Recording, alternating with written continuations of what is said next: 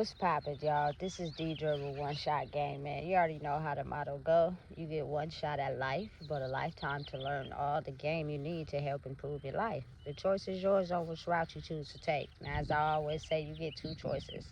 The ability to faithfully settle in the life that has been set out for you, or the ability to pave a path towards your destiny. That choice is also up to you. So before I get in to the title of my video, I want to say a big shout out to all my supporters and even the ones behind the scenes. I see y'all too. So look, a lot of my videos be coming from oftentimes my own self, but sometimes there'll be certain videos that come across my YouTube feed when I just be checking out what people be posting and talking about. And today there was a video that slid across my feed about a well-known famous rapper from the state of California who basically was talking about how he made a song about how he was sexually abused at a young age, you know what I'm saying, by older women, and how he said he introduced the song to about all the male in the studio, and 90% of them said the same thing happened to them. Listen, I'm not one that, discredits any man who has been sexually abused, because there are some out there that have been, you know what I'm saying? But due to my era and the era I grew up in, oftentimes that was backwards. You know what I'm saying? What you see a lot of is how young males are oftentimes sexually abused by other males. You know what I'm saying? And how oftentimes that's used to show dictatorship, And a lot of the times growing up in the era I grew up in, from just what I seen, you know what I'm saying, is the fact that a lot of men were in power when it comes to controlling women and making money off their sexual vulnerability. Not necessarily their feelings, but what they could contribute as far as their sexuality. You know what I'm saying? And because I'm only saying that from what I seen. Like, I seen so many pimps in the city that I live in, you know what I'm saying, growing up. Like, it was the thing, it was the go-to, you know what I'm saying? And I'm not saying women didn't pimp other women, because some of them did, you know what I'm saying? But there were a lot more of males who played off of a woman's emotional immaturity and got her to, you know what I'm saying, sell her body in exchange for a connection with him. You know what I'm saying? Listen, I'm telling you right now, if that's not sexual abuse in the highest form, and listen, I feel as if because of how the world is turning now, and because a lot of men don't feel like they're men if they're not controlling something, they're starting to make the reality of what a lot of women went through in life and changing it to where it fits their narrative. You know what I'm saying? To basically influence the majority of mind manipulation to keep going. Like, for instance, this person already has a well-known, fan base. They're already well known, you know what I'm saying? They've already continuously made, you know what I'm saying, thousands and thousands of dollars off of their craft. And it's like, because that momentum is drying up, they no longer have anything to talk about. So they want to push the agenda as if, you know what I'm saying, they were men who, you know what I'm saying, were being sexually abused. Like, you can look at it that way, but I'm gonna pinpoint it out from my way. A lot of men were taught the earlier the better. The earlier you lose your virginity, the better of a man you are. The older the woman, the better of a man you are. You know what I'm saying? From way back in slave days. You know what I'm saying? The slave owners allowed their growing up sons to sexually abuse the slave women in order to solidify their place in the world as a man. It was all about getting your first piece of coochie. You know what I'm saying? Listen, and because it's been brought up like that, I feel as if they tend to excuse sexual abuse out of the world as if women were supposed to just take that. And it's wrong, especially if it was against your will. You know what I'm saying? You weren't comfortable with doing it and you got taken advantage of way before you were even able to experience the world, because maybe you may have trusted that person.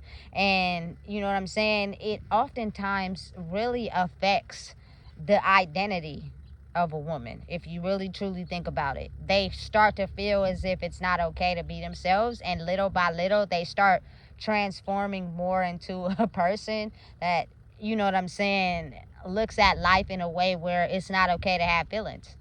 And they start controlling it in a power structural type of way.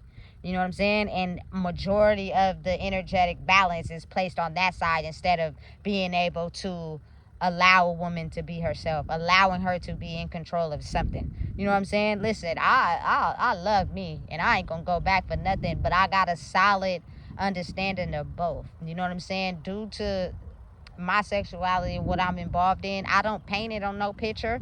I don't put it on no application. I don't put it on no paperwork. I'm not identifying my sexuality. What does that have to do with anything? You know what I'm saying? I am fully a woman. I don't understand why they make you put those things on an application. It's kind of weird. But anyway, treat me like a person. You know what I'm saying? Sometimes on job applications, I used to put the wrong heritage. I used to say I was Indian just to throw them off. You know what I'm saying? Because a lot of times if they think you black or, you know what I'm saying, you a woman, they automatically judge you before you even get in the interview, which is crazy, but it really does happen like that. You know what I'm saying? So I feel as if they say it's to get information on how to treat people, but I think it's opposite in a way sometimes. It's used against you. You know what I'm saying? So it's better if you're able to be yourself. You know what I'm saying? So I feel as if that in order to identify with the world and the way that it's transforming into allowing women to be themselves and be treated as women, a lot of men are losing their grip on life and they don't know what direction to keep coming at it because they're so used to, you know what I'm saying, the mentality of running things, being in power and control, and, you know what I'm saying, getting the money. Like, really think about it. There's so many men that are more dedicated to they niggas than they are to a woman. Like, you know what I'm saying? That's kind of weird. You know what I'm saying? And it's mainly because when the soft area of their life needs to be fulfilled, they run to a woman. But when they feel as if they're getting too close and a woman is being too much of a woman, and they go right back to, you know what I'm saying, shifting into that man mentality where, you know what I'm saying, men overpower women. Not all men think like this, but if the shoe fit, wear it. You know what I'm saying? And so what it's causing a lot of them to do is make it seem as if they were sexually abused by older women without letting people understand that those were the stripes for men. That is how a man solidifies his position in the world, was to, you know what I'm saying, get the woman first, you know what I'm saying, lose your virginity early, as whereas with a woman it was different.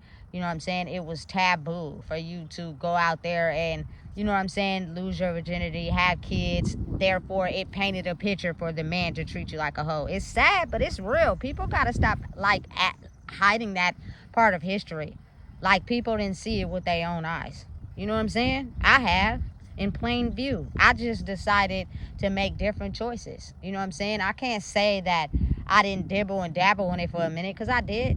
You know what I'm saying? But when I got to a point where it just wasn't for me. You know what I'm saying? It wasn't for me at all. So again, going back to what I was saying, when everybody's knows, right? If you look up like gang culture, you'll see that in order for a woman to be a gang member, oftentimes she either had to get jumped on, put on, as they call it, or, you feel me, she had to get, you feel me,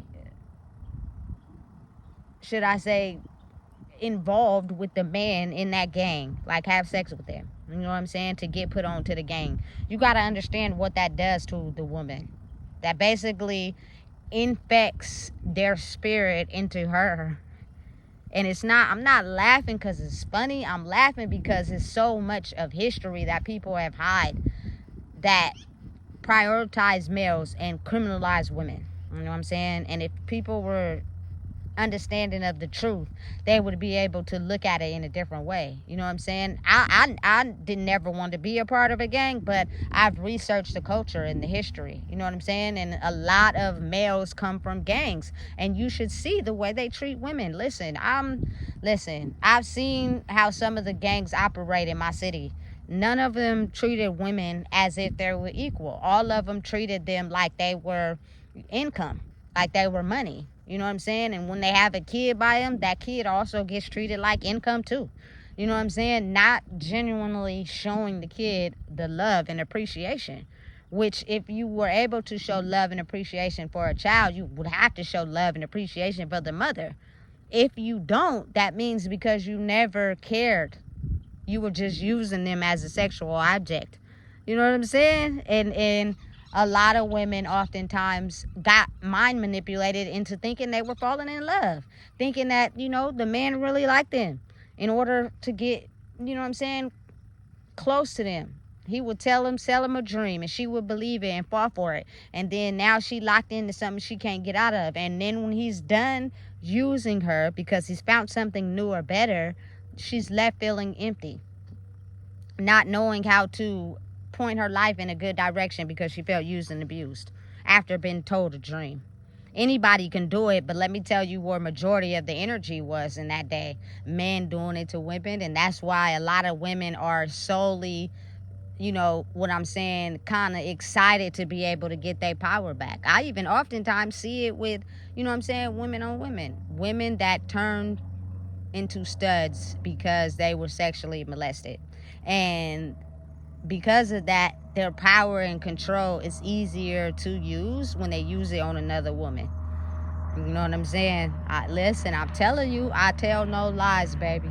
You know what I'm saying? It's all truth. And so because of that, you got to think of how people, especially males with influence, are using that to their advantage. You know what I'm saying? Because they don't want to admit the fact that they oftentimes took advantage of women. You know what I'm saying? They used them as stripes on their belt instead of treating them like people. And because they don't want to admit that or take responsibility for that, it's easier to make it seem as if, you know what I'm saying, women use them. When oftentimes that's very rare. You'll hear about a woman abusing or using a man. Now, I'm not saying it don't happen, because it does, but I'm talking about majority of the narrative that has been pushed. And let's not act like it don't exist, because it do. When you take the part of the male, I guess, that's into making money and talking about his gang lifestyle, it's almost as if like he don't have a soul. He sold it for that, and he don't know now what to talk about or create from.